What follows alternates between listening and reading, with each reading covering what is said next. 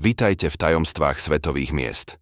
Dnes sa ponoríme do ulíc, kde sa už 4 storočia prelína viera, mágia a história. Stojíme v srdci Prahy, v židovskom meste, v labyrinte uličiek, kde sa zrodila jedna z najdlhšie prežívajúcich európskych legend. Príbeh o Golemovi. Pre mnohých je Golem len mytologická postava, hlinená socha z oživenej fantázie.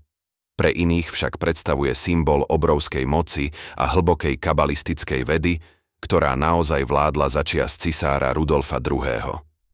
Príbeh Golema nie je len rozprávka. Je to svedectvo o dobe, kedy sa Praha stala doslova epicentrom okultizmu. Aby sme pochopili Golema, musíme spoznať jeho tvorcu, rabína Juda Löwa ben Bezalela, známeho ako Maharal, alebo aj Rabbi Löw. Bol to nielen duchovný vodca, ale aj filozof, matematik a kabalista, ktorý žil v druhej polovici 16. storočia. Rabbi Löw bol hlboko znepokojený situáciou svojej obce.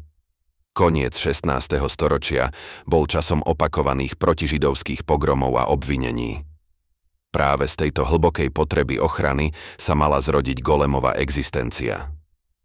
Podľa najrozšírenejšej verzie, ktorú spopularizoval najmä spisovateľ Gustav Meyring na začiatku 20. storočia, sa Rabbi Löw rozhodol využiť hlboké vedomosti kabaly a stvoriť pomocníka.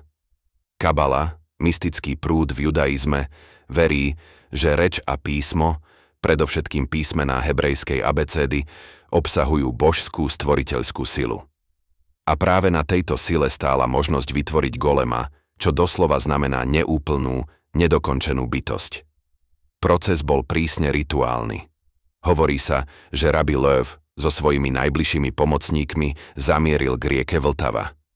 Z bahna a hliny uplácali sochu muža.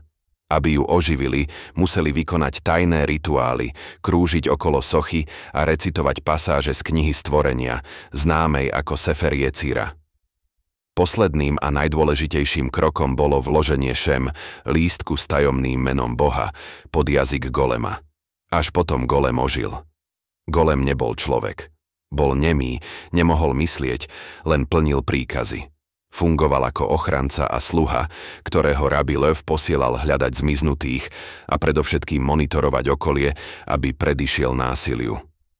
Pre židovskú obec sa stal tichým, neviditeľným strážcom. Legendy však nehovoria len o stvorení, ale aj o zániku. Golem bol síce verný, no jeho sila bola neovládateľná. Najpopulárnejší príbeh hovorí o piatkovom večeri pred začiatkom šabatu. Rabbi Löw raz zabudol pred modlitbami odstrániť šem z Golemových úst a deaktivovať ho. Neovládateľný Golem začal v amoku ničiť mesto, až kým ho Rabbi Löw nezastavil priamo uprostred chaosu. Uvedomujúc si nebezpečenstvo takejto sily, Rabbi Löw Golema definitívne deaktivoval. A práve tu začína najsilnejšia a dodnes najpríťažlivejšia časť legendy. Golem nebol zničený, bol len ukrytý. Hovorí sa, že telo hlinenej bytosti bolo vynesené na povalu staronovej synagógy. Táto synagóga, mimochodom jedna z najstarších v Európe, má svoju povalu už po stáročia neprístupnú.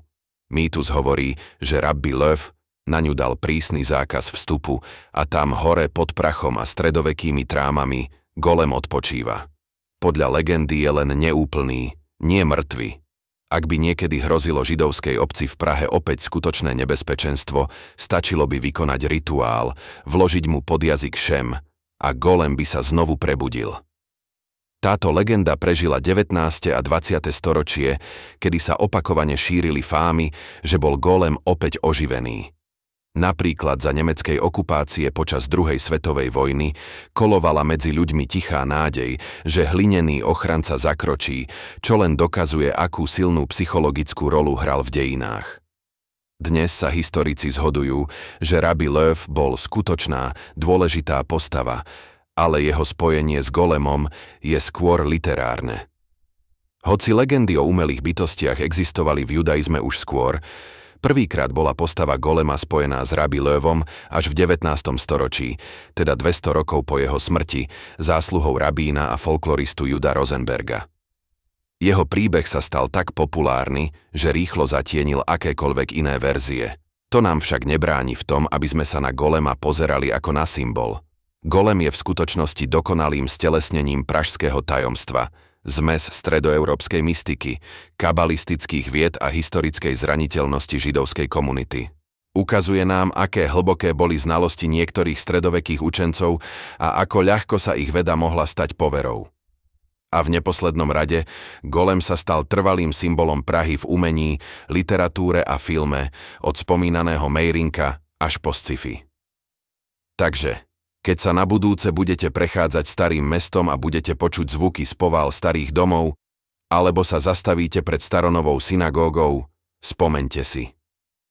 Možno tam, hore, medzi prachom a tichom, naozaj odpočíva hlinená bytosť, ktorá čaká, kedy jej bude vložené pod jazyk slovo pravdy. Pretože tajomstvá Prahy žijú práve v takýchto legendách, ktoré sú staršie a silnejšie ako moderné mestá.